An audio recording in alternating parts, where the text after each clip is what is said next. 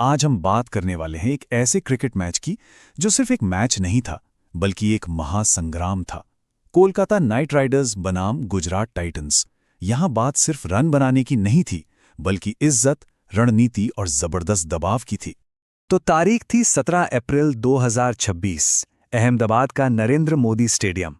माहौल कुछ ऐसा था कि हवा में गर्मी से ज्यादा टेंशन महसूस हो रही थी।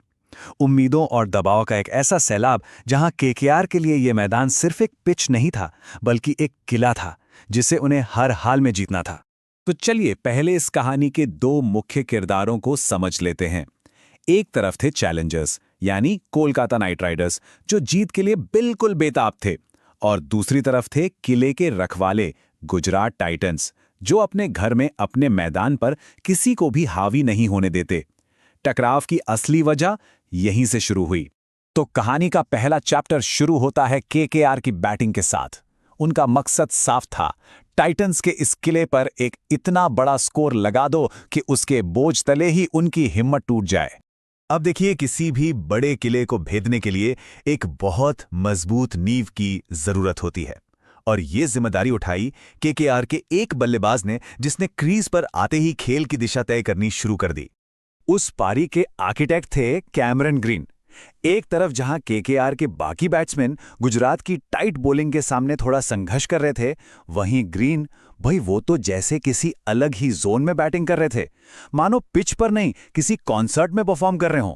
और ये नंबर 79, ये सिर्फ एक स्कोर नहीं था दोस्तों, ये केकेआर की उम्मीदों का वो पहाड़ था जिस पर चढ़कर वो टाइटंस को सीधी चुनौती देना चाहते थे। इस एक पारी ने पूरी टीम को एक बहुत ही सॉलिड पोजीशन में लाकर खड़ा कर दिया। सच कहें तो एक टाइम पर तो ऐसा लग रहा था कि ग्रीन को कोई रोक ही नहीं सकता।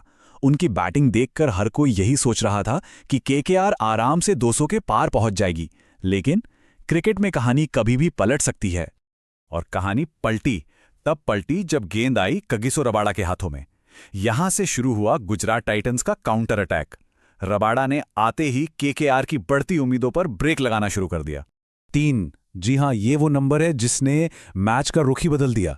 रबाडा ने अपनी आग उगलती गेंदों से 3 जरूरी विकेट लिए, और केकेआर की जो रन ट्रेन तेज रफ्तार से भाग रही थी ना, उस पे मानो इमरजेंसी ब्रेक लगा दिया। और आखिरकार केकेआर का स्कोरबोर्ड 180 पर आके रुक गया।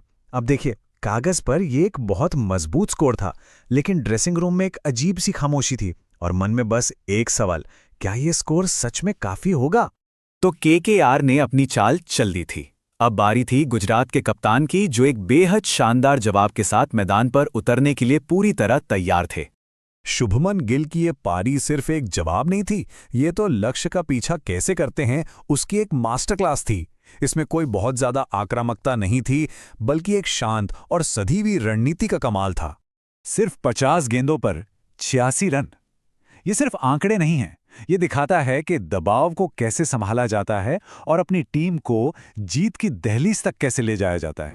उनकी बैटिंग में एक ठंडी, सधी हुई नज़ाकत थी। मतलब जब भी केकेआर के बॉलर्स ने दबाव बनाने की कोशिश की, गिल ने एक बाउंड्री लगाकर उस पूरे दबाव को रिलीज कर दिया। हाँ, ऐसा नहीं है कि मैच एक तरफा था। बीच के ओवरों में वरुण चक्रवर्ती ने 2 विकेट लेकर केकेआर को उम्मीद की एक किरण जरूर दिखाई थी।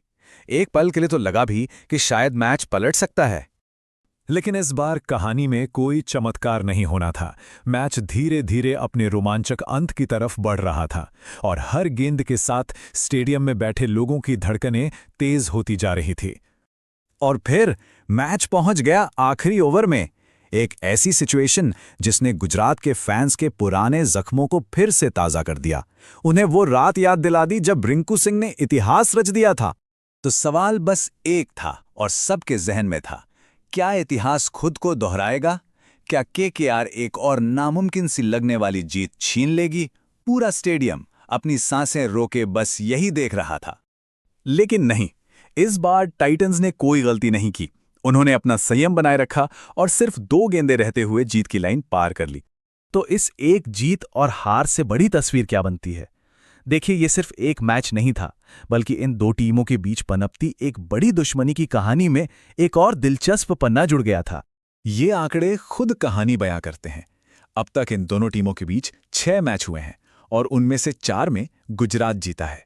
ये साफ दिखाता है कि अभी के लिए तो टाइटंस का पलड़ा केकेआर पर भारी है।